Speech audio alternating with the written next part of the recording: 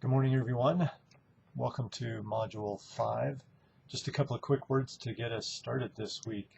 This is a really important module where we try to situate our understanding of trauma and healing within the broader systems constructs, really taking a look at culture in many ways. And there's a couple of ways to slice that up. So we want to remember that trauma occurs not independent of a context, but within or embedded in a variety of systems, within a family, within a community, within a nation, within a racial category, within a gender identity category. So we need to understand that each individual's experience of trauma is going to be influenced in powerful ways by their cultural context, by the systems within which they are embedded.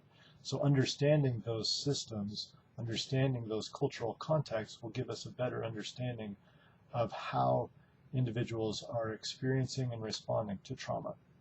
The other way to look at that, so situated within cultural context, the other important thing to keep in mind is that often cultural experiences become traumatic. The experiences that people have because of their systems participation or their cultural identity can be traumatic in and of themselves, leading to things like generational trauma. Makes me think like the accumulated experience of microaggressions that people may experience that create a traumatic environment and a traumatic experience for individuals. So trauma within context and context as traumatic itself.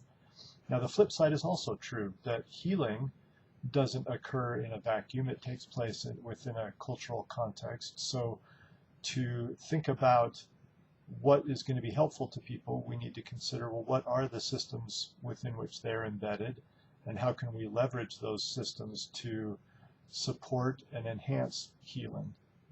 And likewise, we need to think about cultural experience as potentially healing or potentially protective. So drawing on what are the aspects of this individual's culture, of the systems within which they're embedded, that might allow for greater healing potential, and tapping into those and helping people take advantage of those when they have them. Finally, I think I love this idea of adopting a liberation stance in all of our work, but particularly in our work with individuals who've experienced trauma or who are experiencing trauma, to think about, well, what can I do to help liberate them from the constraining or oppressive aspects of the context that they live in? To do that, we have to be careful. We don't want to think of ourselves as, oh, I'm going to save them from their context or from their culture. But what can I do to leverage the privilege and the power that I hold, and regardless of whatever identities that you might experience or hold in your life, whatever intersectionalities you might experience, just the fact that you're getting an advanced education and will have a position, hopefully, of respect and power within your community gives every one of us a little bit of privilege and power that we can use, we can bring to bear to hopefully make adjustments and changes in broader culture, at the very least within changes within our own behavior and understanding, that can help people experience a sense of liberation, freedom from some of the constraints that are imposed or leveraged against them within society. So to do that, we need to really have a humble cultural humility stance. We need to know and understand ourselves. What are our own identities? What are our identity blind spots as we interact with others?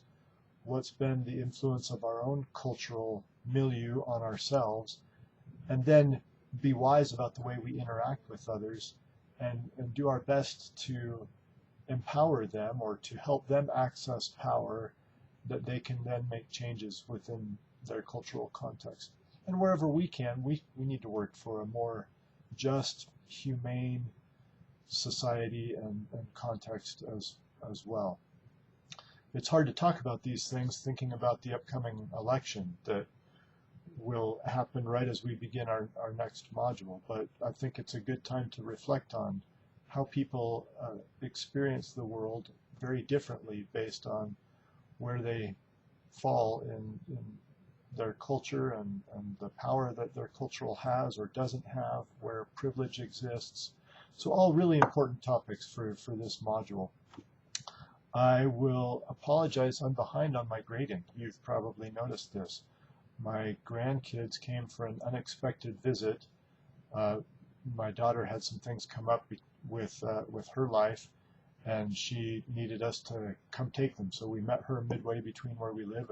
We live about 500 miles apart, and one Sunday afternoon we just drove, met halfway, we picked up the grandkids, brought them home to our house, and it kind of played havoc with my wife's and my schedule. So I got behind on a lot of things in the last couple of weeks, but I'm getting back caught up. Hope to have all of your stuff graded this week, and then we'll be back on track. So I hope you had a good integration week last week, that you had a chance to kind of catch your breath, get caught up on a lot of things, and dive in now to finish strong the rest of the semester. Have a good one. Bye.